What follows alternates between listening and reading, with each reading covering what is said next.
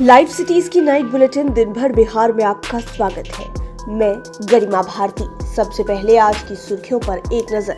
जाति आधारित जनगणना कराने पर नीतीश कैबिनेट की लगी मुहर, 12 प्रस्ताव मंजूर।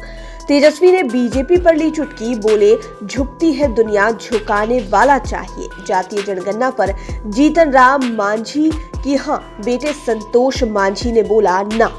जातीय जनगणना कराने पर पप्पू यादव बोले तब तो तेजस्वी को बिहार का मुख्यमंत्री बना दीजिए। बीजेपी एमएलए भागीरथी देवी देंगी इस्तीफा, पार्टी से नाराज। आरसीपी सिंह की मांग को जेडीयू ने नकारा, प्रदेश अध्यक्ष ने किया खारिज। वैशाली में दिन दहाड़े ज्वेलरी शॉप से भीषण डकैती, करोड़ों के गहने ले उड़े बदमाश। मुंगेर में एक साथ भाई बहन की उठी अर्थी, सड़क हादसे में मौत। अररिया का आशीष पास किया यूपीएससी, गलतफहमी में खगड़िया के आशीष के घर मना जश्न। और बिहार में अगले 4 दिनों तक जबरदस्त होगी आंधी पानी, मौसम विभाग ने किया अलर्ट। अब खबरें विस्तार से। मुख्यमंत्री नीतीश कुमार की अध्यक्षता में बिहार कैबिनेट की बैठक हुई। कुल 12 एजेंडों पर मोहर लगी। जाति आधारित जनगणना पर कैबिनेट ने मोहर लगा दी। राज्य सरकार अपने संसाधनों से जाति आधारित जनगणना कराएगी। सामान्य प्रशासन विभाग को इसकी जिम्मेदारी दी गई है। आपको बता दें कि 1 जून को जातीय जनगणना को लेकर सर्वदलीय बैठक बुलाई गई थी।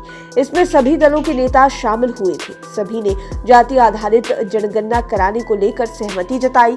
इसके बाद कैबिनेट की मोहर लग गई। बताया जा रहा है कि जाति आधारित जनगणना पर 500 करोड़ रुपए खर्च होंगे, जो फरवरी 2023 से पहले करा लिए जाने की बात कही गई।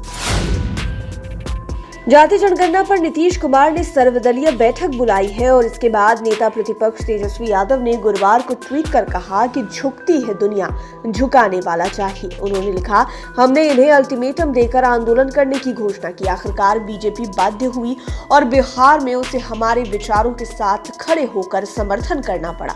लेकिन बीजेपी दूसरे राज्यों और देश में जाति आधारित गणना के विरुद्ध है ना अद्भुत। तेजस्वी यादव के इस ट्वीट पर भाजपा के प्रदेश प्रवक्ता प्रेम रंजन पटेल ने कहा कि तेजस्वी को यह बताएं कि 2011 में जाति जनगणना कराई गई थी, लेकिन उसका प्रकाशन नहीं किया गया। आखिर उसका प्रकाशन क्यों नहीं करवाया गया?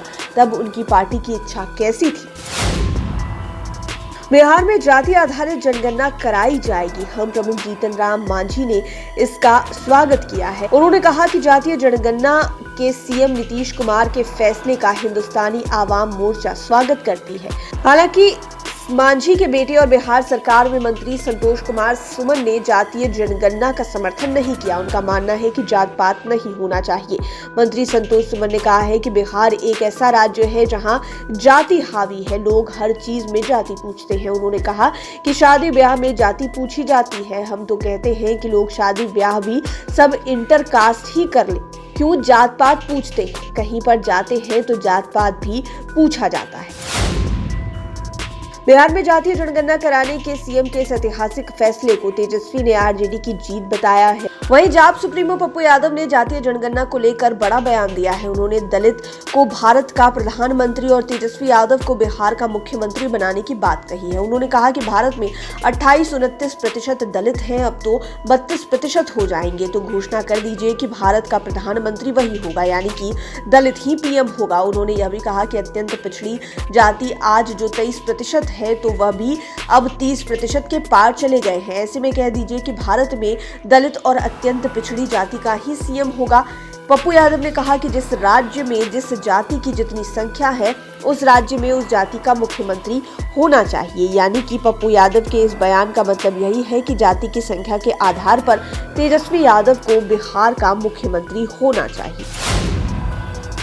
बिहार भाजपा में एक बार फिर से विधायक की नाराजगी अपनी पार्टी से दिखी है। पश्चिम चंपारण की रामनगर विधानसभा सीट से भाजपा की विधायक पद्मश्री भागीरथी देवी ने पार्टी से नाराजगी जाहिर की है। उन्होंने गंभीर आरोप लगाते हुए पार्टी के कई पदों से इस्तीफा देने का ऐलान किया है। भाजपा विधायक ने कहा कि रामनगर की जनता और प्रधानमंत्री नरेंद्र मोदी भगवान है। मुझे जनता ने ही 5 बार जिताया और जनता की सेवा में हमने कोई कमी नहीं की, लेकिन मुझे इग्नोर किया जाने लगा है, जैसे किसी मक्खी को फेंका जाता है। दलित समझकर हमें अलग छांट दिया जाता है और कोई भी पूछता नहीं। दलित को बगहा जिले में कोई भी इज्जत नहीं दे रहा। भागीरथी देवी ने वीडियो जारी कर बताया कि भाजपा के बगहा जिला कमेटी में उनका अपमान हुआ है।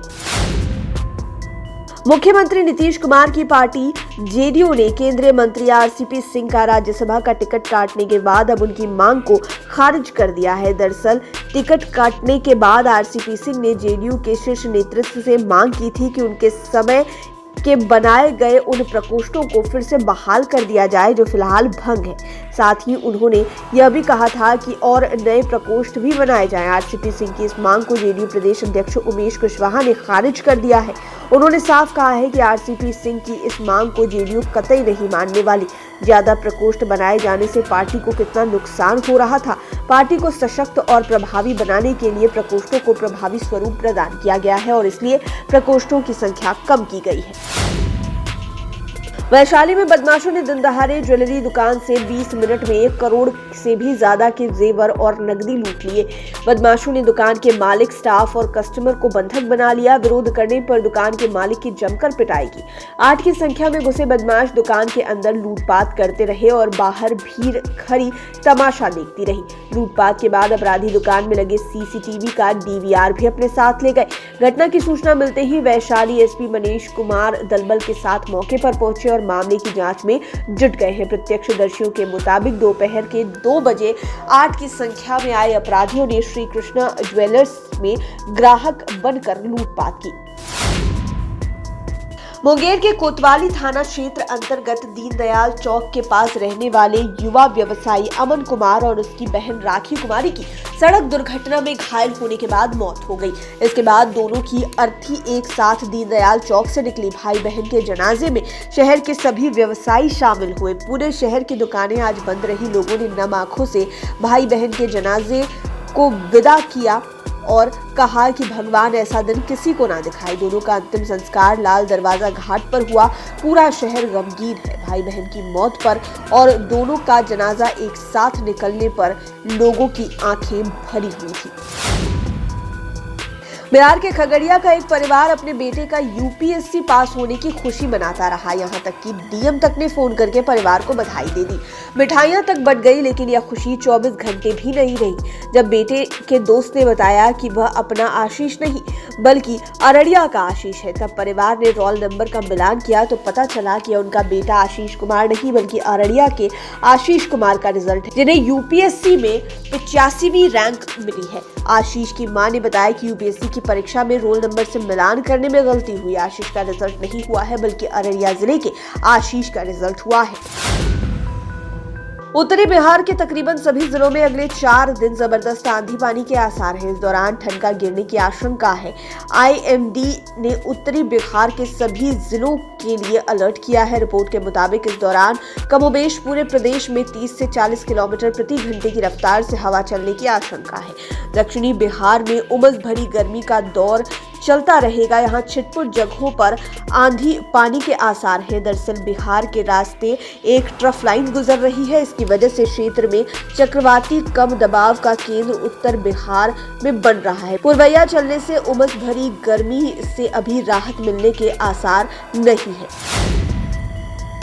लाइव सिटीज की नाइट बुलेटिन में फिलहाल इतना ही। खबरों की दुनिया में बने रहने के लिए हमारे चैनल को सब्सक्राइब करें। ये वीडियो फेसबुक पर देख रहे हैं तो पेज को लाइक करें, साथ ही साथ हमें ट्विटर पर जरूर फॉलो करें। धन्यवाद।